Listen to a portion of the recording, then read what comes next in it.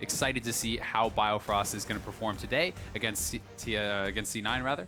Especially, you know, Bunny, FuFuu, and Sneaky were smashing CLG last week when we saw them. So be interested to see how that matchup goes. And just to talk real quick as Champlet's going on, looks like the graphics aren't working right now, but the bans are Karma and Rise for C9 right here, and the Olaf for TSM. So if that comes up in the near future, you'll have it on your screen. But now the next ban up is Kindred. So far, two sort of jungle bans. We do see some top Olaf. Haven't seen it yet from Impact, though. Yeah. But again, TSM with two jungle bans. So yeah, we're going to switch over the different feed to the champs like as it is right here. And now you get to the bans. Meteos has played Olaf a little bit, so you know that's something that they obviously want to take away. I think that they're trying to narrow down the kind of jungler pool here to something that they're more comfortable with. And I'll be interested to see if TSM is going to take Nidalee off the table as their last ban. That seems to be kind of the theme, what they're doing so far. And I think that to leave Nidalee open for the first pick would be interesting. And they're going to do it taking Vladimir away. Will that Nidalee even be taken? You know, this could be something just saying, you know, hey, Meteos isn't going to play it anyway. We can leave that open, you know, give up the Rek'Sai. But if they get that Nidalee, that's going to be pretty nice for them. Well, it doesn't even seem to care about Nidalee that much, though. You're seeing the Rek'Sai grabbed up right away and a hover on Elise really quickly as well as on top of the Kha'Zix. So, yeah, it seems like the priorities are shuffling around. A nice hover on Alawi.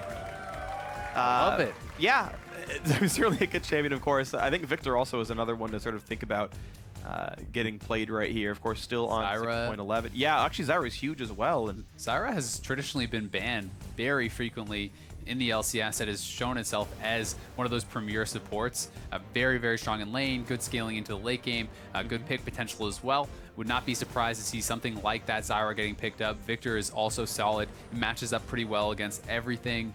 There's a lot of options here. As far as jungle goes, you do not need to take your jungle first round now because Rek'Sai is already gone. You can pick up Nidalee later if you want it. You can pick up Graves, one of the tanks, just based on what you're going to need. Well, they're going to pick up a tank in the support role. Actually, no care for the Zyra, but Irelia top lane, early picked here for Hauntzer. And it does seem to me that a lot of teams seem to have Irelia as this S-tier champion in the top lane, where I see her picked first round by teams that really believe in their top laners. Teams like Immortals, teams like TSM, where they're like, yeah, Hauntzer, Huni, you can carry us. Go take this big, awesome diver fighter girl. Irelia is fantastic, has a good laning phase, good scaling, massive pick potential, especially in the late game. If Irelia can get on your AD carry, they can absolutely delete them. Split pushing kind of has a little bit of everything. Pretty excited to see. Wow. Yeah, Shen, those are actually Bard. locked in. So wow, Shen Bard. So Shen is not something we've actually seen a ton of, but it is a pretty powerful pick. We're seeing it into Irelia specifically. I remember back casting my last Apex series, Ray picked that into the Irelia matchup, tried to win it, they still lost the game. But this is, I think, the third time in NA that I've seen specifically Shen picked into Irelia. It seems to be the intended counter matchup. I haven't seen it work out all that well yet, but it seems to be what every top laner believes. I also do really like Shen in coordination with the Rek'Sai. It does give you a lot of global presence. Your ultimate, as well as Rek'Sai's ultimate, allows you to move around the map. You can kind of use that Rek'Sai as a way into the fight if you want to do 4-man dive spot, things like that. It's something that TSM is going to have to be very aware of. Bard as well, very strong pick. I think it makes sense as kind of the other champion that had been picked by Bunny is Thresh, and it's not really great into Braum. I kind of like this lane matchup for them. Yeah, I think if you're a great Bard player, Bard is the best support in the game. It feels like he does so much that the skill curve is super, super steep. You've got to learn a lot of things about him, but it feels like he does so many things. He's almost like the new Thresh. Like back in 2013, everyone wanted to play Thresh all the time because he could do everything. Bard feels like a little bit of that now, and Bunny definitely great at the champion. Roster gets lined up now. Ashe and Viktor does come through, so Bjergsen do not want to take any early mid lane picks. They want to give him the counter pick, which means that Viktor comes through to C9, and now it's for Bjergsen to counter. So solid draft from C9. Really looking good, honestly. I think they have a lot of mixed damage. They do have good pick potential, Bard ult, Ashe ult, the global impact of their jungler and their top laner, and now it is going to be down to Bjergsen, see what he wants to match up into this. Vladimir has been taken away, but there's a lot of options still out there. Be excited to see if he did want to play an assassin, but that has not really been much of what we've seen lately, especially since their team is pretty low on wave clear. Exactly. I expect him to be playing something that is going to be able to deal with that a little bit better. And Zilean does make sense, especially with Irelia. Certainly the case. Yeah, you follow up CC off of a Braum ulti, double bomb comes in for sure, and it makes it really hard to dive you here. So TSM looking like a bit of a 1-4 type of split push situation going on. C9 actually only one teleport for themselves as well. Jensen seems to be running Summoner Heal. And that's going to be the case as we make sure the swaps come through. I would not be expecting anything else new. Bjergsen actually is running teleport himself, and unless that gets changed, we'll actually have a lot more map mobility. Well, a lot of map mobility, I guess, to be able to TSM. C9 still do have 2 global ultimates to travel themselves around the map. I think it makes sense. He's probably just going to want to try to farm it out against Jensen anyway. I don't think on Zilean you're really looking to get a solo kill or anything on a Viktor. Yeah. Take the TP, be able to base early, pick up components, be able to just get through the lane, and then later in the game it's going to allow you to have more mobility around the map, be able to TP in, try to answer some of the Shen's global presence. Right, so we'll see how these compositions actually fight each other. I'm personally interested in seeing Shen versus Irelia battling out back and forth, because I think those going to be a pretty compelling matchup here in this game. Now, you guys at home, lock in your votes for the team you think is going to take victory in the first game of this matchup by jumping on Twitter using the hashtag C9win or hashtag TSMwin for which team it's going to be here. Bunny FuFuu again on his Bard, and he's won almost every single game he's played in the champion. TSM with the new support Biofrost on the Braum himself, and TSM as the reigning sort of top dogs in North America based on record. We'll see if they can do anything more for themselves as we get ourselves into game 1. Both supports going to be taking exhaust here too. That's something that has been a little bit less common, I feel like, this split. A lot of people are playing these aggressive range supports, and as a result, you see a lot more Ignite, places where they think that they can bully it out, get an advantage, but exhaust making a lot of sense here, especially I think for Bunny with a lot of diving threats like the Irelia, like the Nidalee, who can get in there and really kind of blow up Sneaky. I want to jump to a quick non sequitur. I asked earlier, do they speak Danish or English to each other? The game starts and Jensen says, Held og lykke, which I don't know what that means, but I assume it's Danish for something like good luck. Flawless pronunciation, I'm sure. I'm sure it was wonderfully deficio. Please tell me how poorly I did. I'm sure it was bad. You're probably still awake at this hour. And we are into the game, though. DoubleLift doesn't kill the trinket ward. DoubleLift back on the Lucian. This is something that he has really been prioritizing a lot. He loves Lucian. It's kind of fallen down a lot in priority as far as most AD carries do feel about it. But he is a guy who just keeps going back to it. He feels so confident on it. He loves the aggressive playstyle, loves being able to kind of dive in and out of these fights on the Lucian. And it's a very strong pick, especially for a guy like him who wants to get aggressive. And TSM spotted out the bot lane. They have no interest in going into this 2v2, I do believe. They're going to move themselves up to the top lane and try to avoid it, and I think that's pretty smart considering it is Bunny FuFuu on this Bard into a Braum. Not a very good matchup for the Braum. Yeah, definitely agree. You can at least keep the Braum or the Bard from stunning you by breaking the projectile with your shield, but it's still not exactly the best matchup here. So we are into the game, and it is going to be a lane swap. Both dual lanes will be taking Krugs to start out the situations here. I actually recently went and did a whole bunch of math on how much XP you get out of those camps, but it won't really be relevant in this game. I'll save it for when it matters.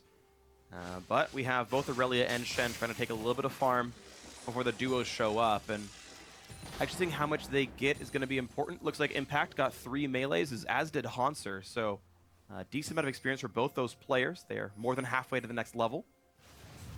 Keystone looked pretty normal from what I saw. And yeah, nothing too surprising there.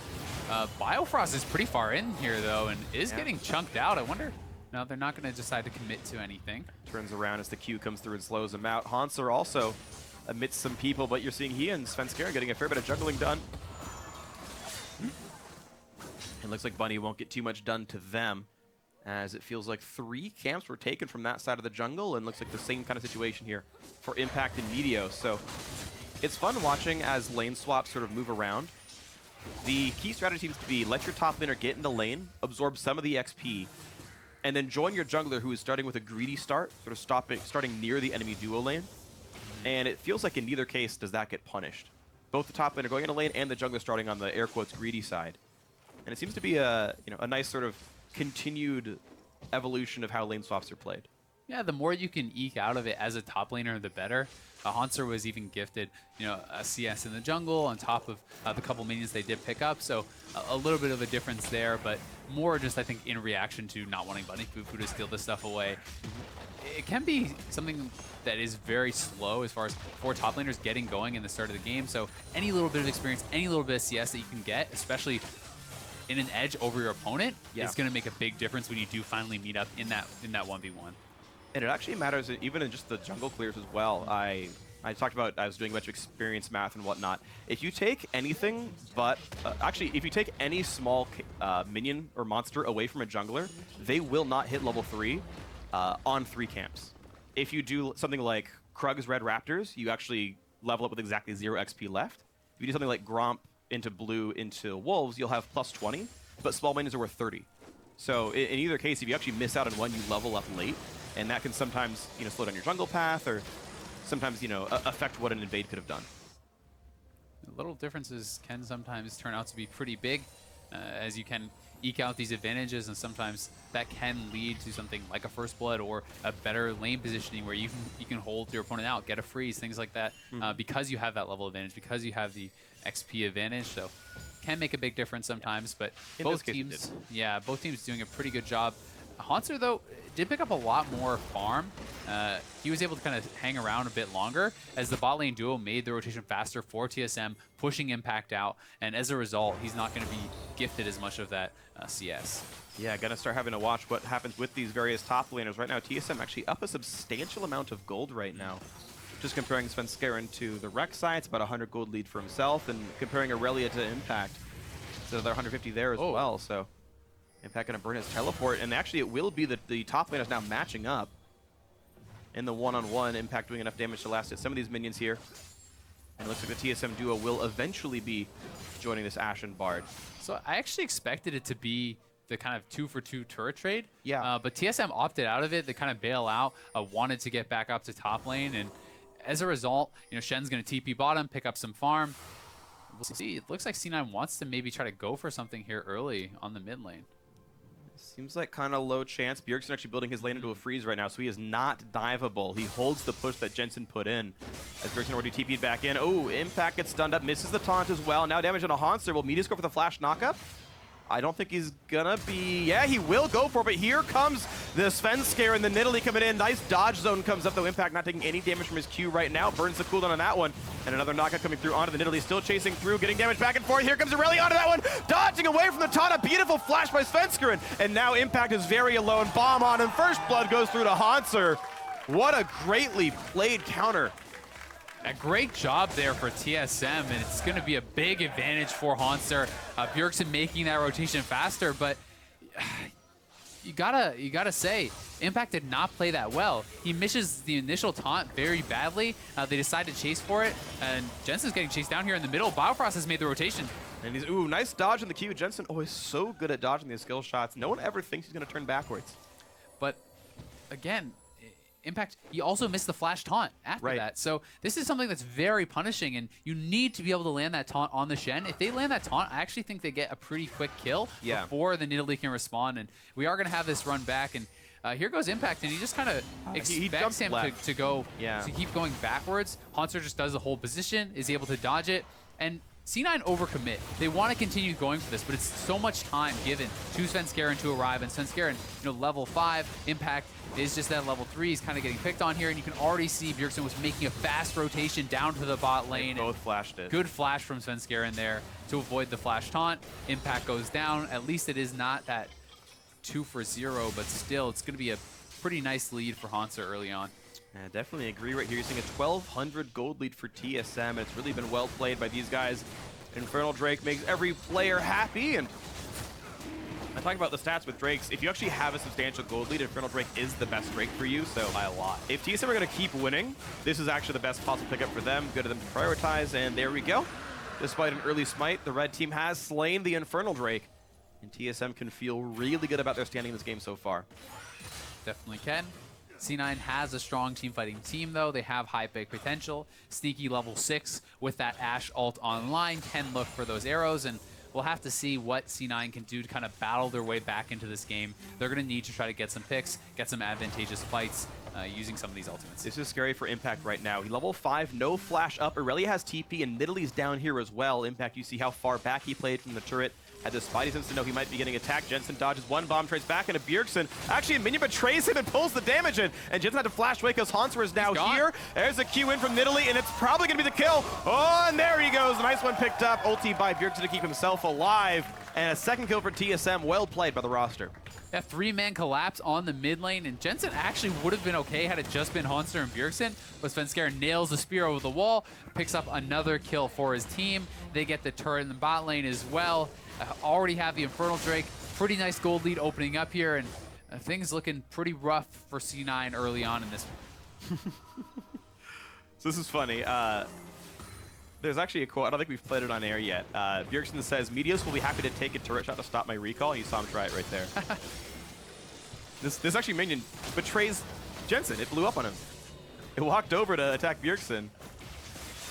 And there is the spear over the wall. Svenskeren goes for it. Hauntzer I actually thought might have been able to pick that kill up, but didn't quite have enough damage.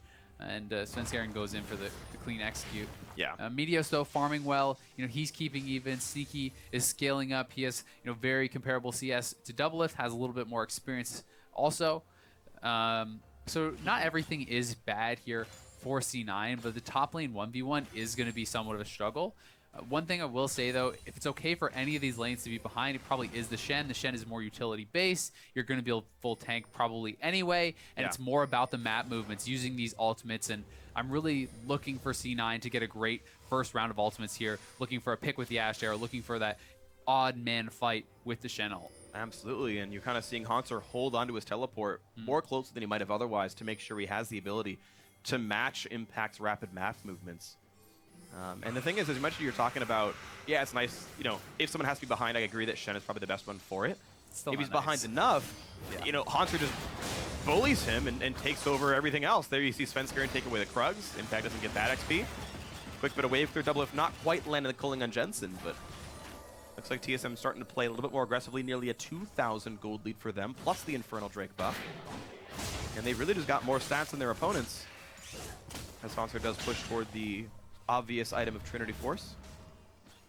It is going to be tough for Impact, as you said, if the lead does extend too much. And Impact is having to play so scared because they've lost full control of this side of the jungle. Svenskeren's always in their face, always around there, and he's basically just stuck sitting here by the tier 2 waiting for the wave to push. But as that happens, he's losing so many minion waves, and TSM is rotating down, perhaps looking for something, but they are going to base. And it's 60 CS to 33 right now for Hauntzer. He's massively ahead. He's going to have a very significant XP advantage too. And if Impact is not able to pick up this farm when it finally starts getting to him, it's going to be really bad. Definitely agree here. Close one there. Bomb will only land on the minion. That'll be Jensen surviving that one, but you can see how much sort of threat Bjergsen projects. He's happy to wave clear late and make Jensen come into him and fight for the minion wave to risk the chance of a bomb coming through. Meteos takes away the Krugs, and the AD carries have not been part of too much. Nor have the supports. It has been about the solo laners and the junglers making things happen. And the C9 solo laners are the ones who have been killed so far. Hauntzer, you can see, is currently up 2 levels onto Impact. But you can see the difficulty of the matchup, the threat of the dodge, the Q damage coming through. Impact kind of making it work. And right there you see Hauntzer goes for the attempted stun. Nothing really happens. And you can see what this matchup is supposed to look like. Even though he's behind, Impact is completely handling this. He's doing fine. It's also a case where they don't really know where Rek'Sai is at this moment, so they have to be careful about that.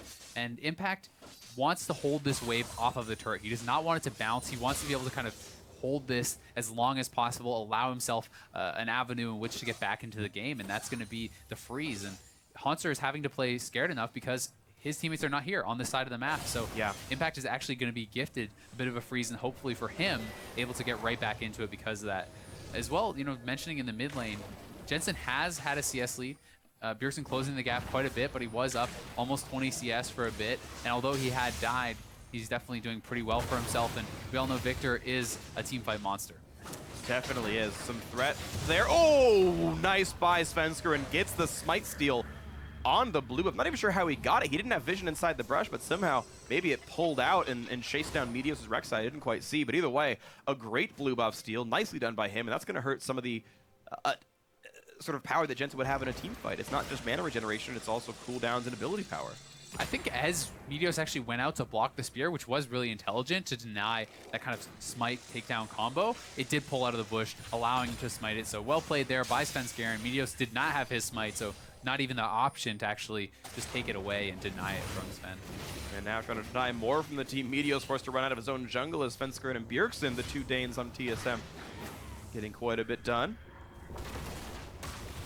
And Meteos looks like he's going to get his after anyway. There's the smite. All right, he's going to be okay, but that just means the Krugs goes down. Another did you know, actually, is if you're not underleveled, Raptors are worth the least amount of XP, and Krugs and Braum are worth the most. So even trading camp like that is actually better for Svenskeren. Another Dragon going to be going over here to TSM. C9 has no chance to contest. They know it. They don't have the vision in place. Do not have really any chance of it, so they're not even going to try. I think that's the right call, but 2 quick Dragons for TSM is a pretty nice advantage, especially when you remember if this does go late game. It's a big deal as far as the Elder Dragon even is concerned, increasing that true damage burn from every Dragon stack that you do have. Yep. The TSM have 2 of the more team fighty buffs right now. All right, movement speed to get into the battle, the actual attack damage ability power to win it. Cloud9 right now still able to play most of the map okay. It feels like Sneaky and Bunny FuFuu, I haven't seen them much, but have been able to sort of square off well enough against DoubleLift and Biofrost. And this is against an early game spiking champion, right? It's now a Youmuu's Ghostblade completed Lucian as a champ that will eventually fall off to below what Ashe can do much later on in the game. Not there's much of a huge clock for TSM, but theoretically that does eventually switch hands. I agree. I would also say that Ashe is going to struggle against this lineup because it's not a champion with a lot of mobility. So although he should be able to put out more DPS, is he going to be able to in actuality? Because the Irelia can dash and pop him, it's hard to say, right? That's actually true. We've seen plenty of Irelias just kind of one-shot AD carries. We've seen Jarvans do it as well. Ripped my voice. Pretty scary position here as the Shen too, when you see the Irelia has a complete Triforce before you even have your Sunfire cape. That feels really bad. It does. He's got boots 1. He's hoping he's going to survive the matchup. Hauntzer waiting in a brush, hoping he sees someone fight for the minions. No one does that just yet, and there's a couple of blade surges, a couple of auto attacks, and yeah, Hauntzer keeping that plus 30 in the farm game. Ooh! Nearly takes it away. Meteos kills that off with the red buff, though, and he does get the wolves. Jensen does get double bombed into the queue, into everything! He's just going to get blown up! The barley not meaning enough. There's Bjergsen getting another kill, taking down Jensen. 3-0 the scoreline now. Bunny forced to run away as well.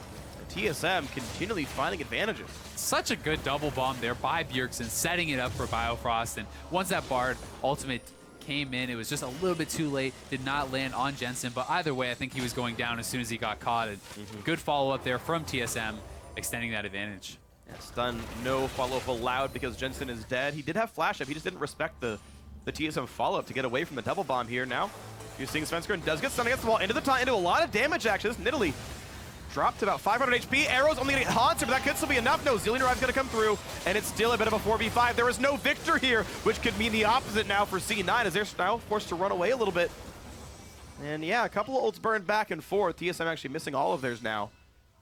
Cloud9 can still rely on the fact that Viktor will have his as well as Jensen's flash, but not exactly a lot gained by the blue team. No, close call for TSM. They get out scot-free. I think Sneaky really should have popped that Ashe out of the taunt on the Nidalee, tried to delete him before the team arrives.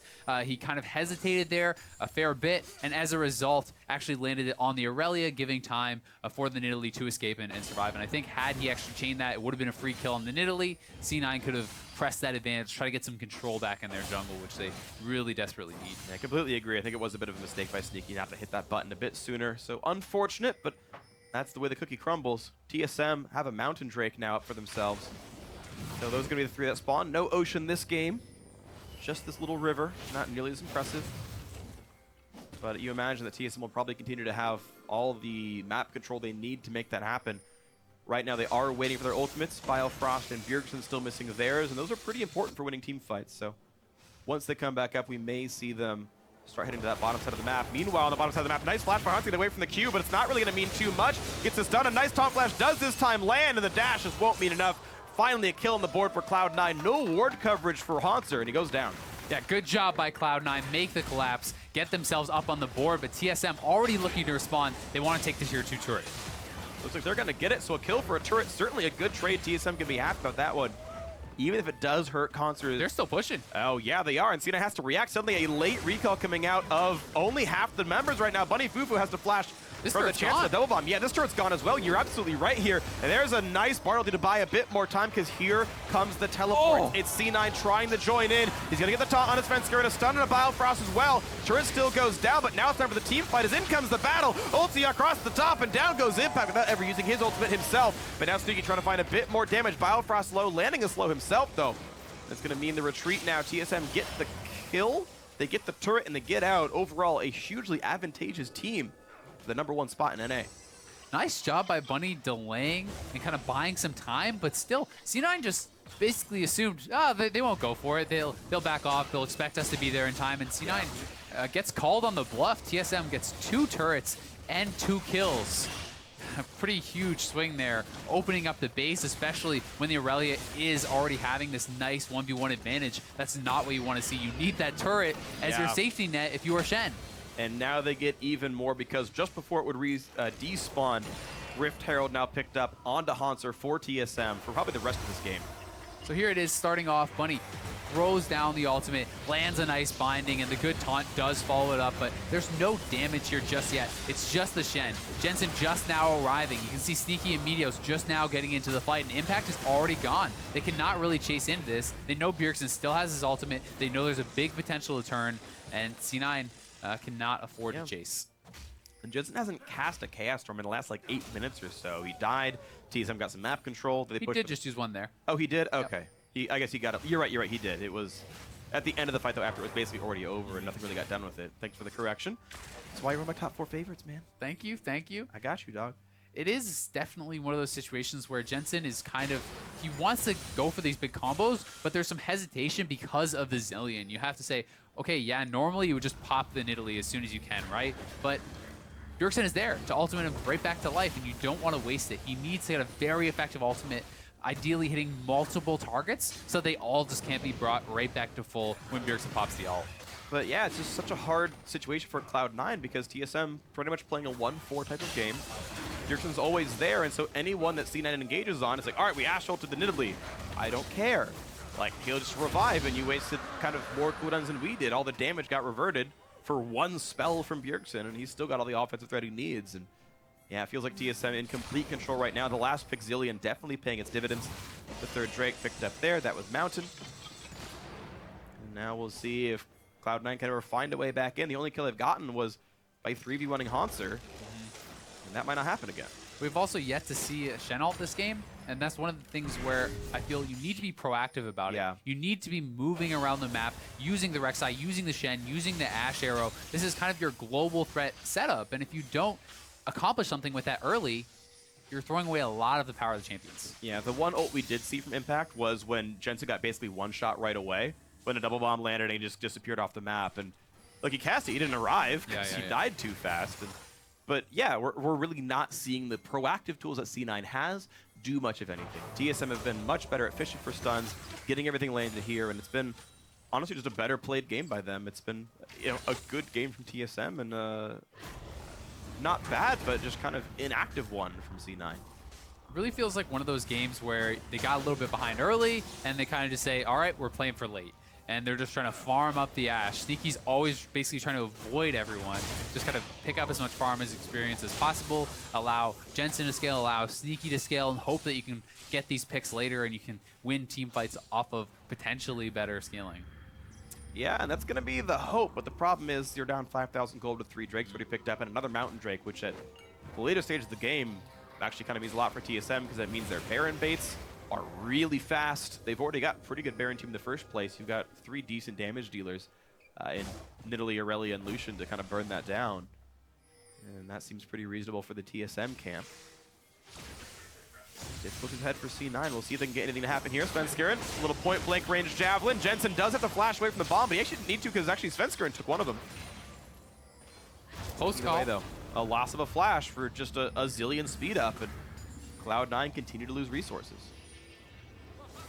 Dude, I'm just trying to think, you know, what is the best way for these guys to get back into the game, and it's seeming tough because Svenskeren, has had complete jungle control. We see all the pink wards around Baron already for TSM. You know what their game plan is going to be. Bait out the Baron, look to take it, or look to get the face check in a disadvantageous fight for C9. And ooh, Sneaky stepping forward. He's getting chunked. Yeah, dodge to the right does not take a Braum ulti at all and gets away, so at least one summoner ulti burned rather, but Sneaky did also use the summoner heal to get the movement speed and get away. Trade of resources, that is a shorter cooldown for TSM, but a more important cooldown to have at any given time, so you could kind of call it a present power lead for C9, potentially. Svenskeren making sure the Baron is swept away completely, and you mentioned him briefly. You also talked about him in the early game, or in the pregame, I should say. And yeah, Svenskeren's definitely one of the big reasons TSM is doing well. 100% kill participation, no deaths, has been out jungling Meteos at least a little bit here. But he's been at the right place at the right time, pretty much all stages of the game. Another thing we haven't touched on, Hauntzer did get that Rift Herald buff, so he has that in his back pocket. Gonna have that buff for quite a long time, and which will give him the advantage. But TSM starting up the Baron, looking for the 2-man, and I'm not sure if they can actually finish this 2-man. Svenskaren's getting very low, and Meteos is coming in. Meteos could have, I think, seen them running around. Yeah, they've got to jump away. Sven will survive. At least they knew their limits right there. And again, even though they lost a lot of health on 2 members, TSM are far enough ahead that C9 can't do anything. Look where the minions are. Irelia is crushing the matchup against Impact. Mid lane has no minions right now. Bjergsen kills them too fast, and no one's willing to walk to the top side. The one thing they do get a little bit of vision back. They're able to move in, clear out some wards, establish some presence around the Baron pit, and that is going to be crucial for C9 because they want to delay. And you need the intelligence, you need that vision to know that you can safely ignore the Baron pit and not face check into something. Yeah, the nice thing for C9 is even though they lose a 5-on-5, if you've got Baron or even maybe the Dragon on your side fighting, that's a close enough battle that TSM won't take that fight knowingly. Yeah. Especially the later you get into the game, as long as they keep gold relevant. But Svenskeren gonna face check here. And there's the Ashe arrow. No one's in range yet to save him, trying to jump away. There's Bjergsen, and doesn't even have to pop the ulti. Reflex is good enough to know that there was no damage left coming in for C9. A nice attempt, of course, but Sneaky pops the ulti. Ooh, good dodge by DoubleLift to get away, but now Bunny's gonna be low. He's gonna jump over the wall. Here's the ulti in. Never mind for this one. And DoubleLift getting the revive mark on himself. Meteos dangerously low, will get popped down. First kill picked up, and the revive comes through all the same. Bjergsen doesn't really do anything there. A double kill in for DoubleLift on the Lucian. C9 can't get anything done. Now finally a kill in through for Impact. Takes support, still dies down. 3-1 TSM, probably means Baron. Yeah, it's definitely going to mean Baron, and C9 is looking completely out of sorts there. Bunny, Bard tunnels through the wall as Shen is ulting in. He can't get into the fight. They're going for flash engages on 2 different sides. They seem like they're feeling a little bit desperate, feeling the pressure, and TSM will pick up the Baron and really crack this game wide open. Yeah, beautiful stuff by TSM. At least C9 get to react and knock down the mid lane turret for all of this, but that's really a very small pittance there because look at this, 6,000 gold up. Drake not available. TSM will probably get that one themselves, and C9 have to lick their wounds. So here's how it starts. Meteos and Sneaky going for that pick on Svenskeren. Not enough damage, though, coming out. Not even able to force the ult. And then at the other side, Bunny pulls the trigger. He goes for the flash Q onto DoubleLift. You're going to see that nicely dashed away by DoubleLift, and now here comes the Shen ulti. Out goes Bunny. Now the Shen is in an awkward position. He's not able to join in the fight. He has to actually flash to try to peel for Sneaky. Sneaky is pushed out of the fight. It's just so disjointed for C9 that there was no real chance of them winning that fight, especially when you consider the gold disadvantage. They need to be on the same page. They need to stack the CC to use the ultimates at the right time. It's not happening, and C9 falling apart in this game a little bit. Yeah, it felt like if we just talked about sort of mechanical plays that were available, Bunny could have like immediately ulted the Zilean ulted DoubleLift and be like, well, if you're going to revive, we'll just knock you out of the fight for 2 seconds. Jensen wasted all his Chaos Storm damage on the reviving DoubleLift. The damage went nowhere. It actually healed him in the long run there. Felt like finding a way to ignore him, go for Bjergsen instead. Target selection not quite there, but either way, TSM doing a great job of winning this battle, winning this game, maybe even winning the match if it all comes down to it. That Drake's going to be not long for the world. And there's the pickup, 2 Mountain Drakes. TSM 20% bonus true damage to turrets and epic monsters. And they'll even get more to do now. Arrow's going to miss. Sneaky under a lot of threat, but at least there's 3 here to stop down Hauntzer, and they will knock him down. Bjergsen smartly cancels, but still the red buff damage was enough to knock down Sneaky. The 1v3 kill from Hauntzer, that is the power of the Irelia. He says, thank you, you missed that arrow? I'll take your life. and definitely does do that despite all the help he got. It does buy some time for Cloud9. Thankfully, a 4v4 is probably a little bit better for them, but Baron buff in is walked in the mid lane. Jensen posturing very aggressively. Looks like he did stun Bunny, but it wasn't going to be enough. Mid lane outer finally goes down 28 minutes in. Somehow Zilean actually got the first one there, but they are powerful enough with Sneaky not on the map. They can do whatever they like. Sven doing some damage to Meteos, pushing him out of the jungle. Mid lane tier 2 gone as well. TSM just in control. Full control. They can move around the map, now head to bot lane, pick up the last outer if they want, just extend that gold lead even further. They know there's no reason to really go for the jugular just yet because they have double Mountain Drake. They can go back to Baron as soon as it spawns. They can look to continue to extend that advantage. We'll see if they do want to try to go for a dive, really aggressively finish off the game, but I think that Baron is a very valid option. With double Mountain Drake, you can take that up quite easily. Yeah, absolutely the case. And another Inferno coming in as well, which just feels like a nice pad of stats for these guys at this point. Meteos slowed down. Cloud9 trying to make the defense half, but there's still a good 30 seconds left on the Baron buff. TSM look for the zoning bombs. Will not quite hit impact, but he burned his taunt to actually dodge away from it. Thankfully for Cloud9, they have the wave to get rid of the minions now, but that turret getting whittled down. Baron will time out before the next wave, so it will be just regular minions next time. Still Irelia posturing on the side. They do have the ability to go for these dives. Zilean enables them very well. We'll see if TSM wants to go for it. They might try. Biofrost puts the shield, blocks a bit of the damage. More zoning bombs. The turret still does go down. And now Meteos forced to run away. Culling is on. Double bomb hits and it stuns Sneaky. Oh, a betrayal of his friend. That's going to be a kill picked up already. Meteos low. Bit of a stun coming across. Bunny now caught up as well. That should be an easy one. And they pick up that second kill after all. Third, actually. Bunny, Sneaky, and Impact. All three are dead. And TSM can make this one happen. Another one picked up. Jensen is gone still. Flash available. Does not seem to matter. This could be the entire game ending. As the bottom inhibitor turret is gone, the inhibitor will follow suit. They don't have the waves. They may want to go for a double inhib, but they may try to just end it. Looks like that's the plan. Hauntzer tanking up the turret right now. Both of them, in fact, just gets revived by Zilean. Didn't have to use it during the prior fight, and there goes turret number one. Meteos very alone running back, and he's still going to go down. There's the ace. Biofrost gets a heal, stays alive. Oh, what a night for him. And TSM in a 30-minute game, 13-3 on the scoreboard, in control the entire time. Wow. The chance from the crowd, yeah, keeping on to that number one spot with a win in game one over Cloud9. We talk about TSM coming out wanting to prove that they are the best team, the undisputed best team in North America. Well, good step in that direction. Yeah. Manhandling Cloud9 in game one. But it's not over. It is that best of three, and Cloud9 will have their chance to come back. Yeah, they definitely will. And we've seen C9 come back from game one deficits before. The reverse sweeps, nothing new to that roster, certainly, but that was just a good game of League of Legends by TSM. Honestly, that felt well controlled. The advantages they had, they used them specifically. It was like, okay, Irelia's winning over Shen. Let's keep that matchup looking good. And they were really patient around making sure their teleport was always up so that he could always match what Shen was trying to do. Just honestly, a super solid game by TSM. I felt like I didn't see anything really wrong from them at all. I agree. You know, you can nitpick at C9 and say they weren't proactive enough with those ultimates, but at the same time, you have to give credit to TSM for not giving them the opportunities. They played safe, they played smart, knowing that they would have that global presence, didn't give them a chance. Definitely agree. So a huge, awesome, and well-played win for game one here in this matchup.